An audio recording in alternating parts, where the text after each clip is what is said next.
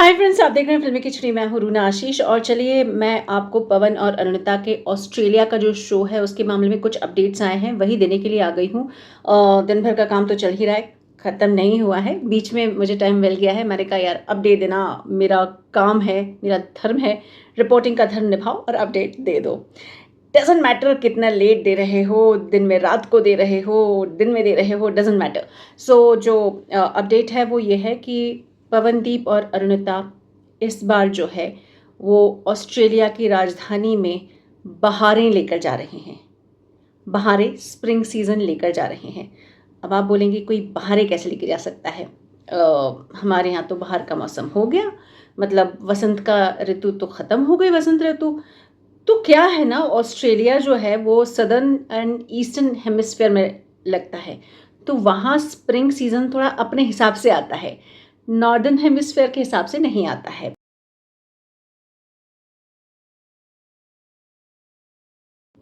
Australia के जो 3 show की मैं बात कर चुकी हूँ अपनी पुरानी स्टोरी में, उसके हिसाब से जो 3 शो हैं वो 16 सितंबर को सिडनी टाउन हॉल में है 6:30 बजे। देन सैटरडे को ही 23 सितंबर को 6:30 बजे विलियम्सटन टाउन हॉल यहाँ पर है।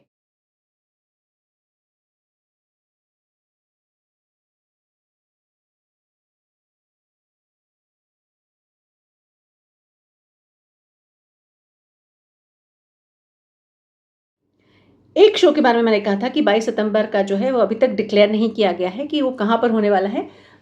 अनाउंस की जा रही है ये जगह, और to be announce, to be declare, to be decided, ये सब चीज़ें आ रही थी, लेकिन अब वो डिसाइड हो गया है। वो कहाँ हो रहा है? तो Manning Clark hall, ANU cultural centre में। ओके। अब ANU means Australia national university, कुछ ऐसा है।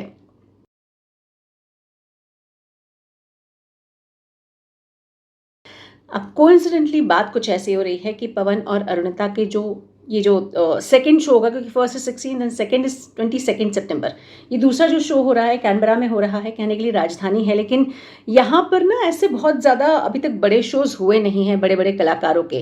कारण मुझे जो मालूम पड़ा है वो ये कि यहाँ पे बड़ी यंग ऑडियंस है, बड़े यूथ टाइप के लोग यहाँ पर रहते हैं।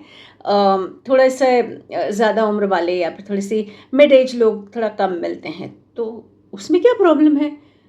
पवन अरुणिता कौन से 80 साल के हो गए हैं और कौन सी मेरी उम्र के हो गए हैं। तो यंग एज को अगर इंगेज करना है, अपने पास बुलाना है, तो पवन अरुणिता से बेहतर कोई ऑप्शन नहीं है इन लोगों के पास। एटलीस्ट इंडिया से इन लोगों को बाहर भेजते रहना चाहिए ताकि यंग ऑडियंस से लोग जुड़ते रहें, वो हमारे देश से जुड़ते रहें, हमारे कल्चर से जुड़ते रहें। एनीवेज, सो ये जो 22 सितंबर का शो है, अब बहुत ही जल्द मेरे हिसाब से इसके टिकट्स भी खुल जाएंगे। लास्ट जो मैंने दोपहर में देखा था, इसका टिकट बिक्री अभी शुरू नहीं हुई है। फिर भी अगर कुछ अपडेट आएगा तो मैं अपनी अगली स्टोरी में मैं उसको भी इंक्लूड कर लूँगी। सो हाल फिलहाल तो इतना है कि 22 सितंबर वाले शो की जो वेन्यू है वो क्लियर हो गई है। ये 7 बजे का शो है और बस ऑल द बेस्ट कहिए और क्या, क्योंकि स्प्रिंग सीज़न है, तो यहाँ पर ना ट्यूलिप फेस्टिवल जो होता है कैनबरा में बड़ा फेमस है। देशी विदेशी लोग भी खूब बढ़ जाते हैं। तो जब टूरिस्ट आते हैं तो जाहिर है वो अलग अलग चीज़ें और भी देखना और सुनना चाहेंगे, और ऐसे में कितनी बार लोग जो हिंदुस्तानी ना होते हुए भी या फिर साउथ एशियन कंट्रीज़ के ना होते हुए भी बॉलीवुड के म्यूज़िक के दीवाने होते हैं। तो यू नेवर नो, कई सारे ऐसे लोग भी उसमें शामिल हो जाएं। तो ऑल द बेस्ट तो हम कह रहे हैं, क्योंकि कैनबरा में किया जा रहा है ये शो। अपने तरीके की एक नई पहल ही है, क्योंकि अभी तक इतने यंग लोगों का इतने बड़े लेवल पे शो नहीं हुआ, ऐसे मेरे सुनने में आया है। सो ऑल द बेस्ट कहिए, ऑर्गेनाइजर्स को भी ऑल द बेस्ट कह दीजिए यार, वो इतना बड़ा बीड़ा उठा रहे हैं। और मुझे तो लगता है टेंशन लेने की ज़रूरत नहीं है, ज़्यादा टेंशन ना लो, ठंड रखो, पवन अरुणिता है उसके लिए। वो इतना माहौल जमाएंगे कि बहारें सिर्फ ट्यूलिप फेस्टिवल में नहीं, आपके मैनिंग क्लार्क हॉल तक पहुंच जाने वाली है। एटलीस्ट संगीत के सुरों की बहार तो डेफिनेटली पहुंचने वाली है। तो चलिए बताइए, पूरी इन्फॉर्मेशन जानने के बाद आपको क्या दिल में आता है, ज़रा लिख कर बताइए। जय हिंद।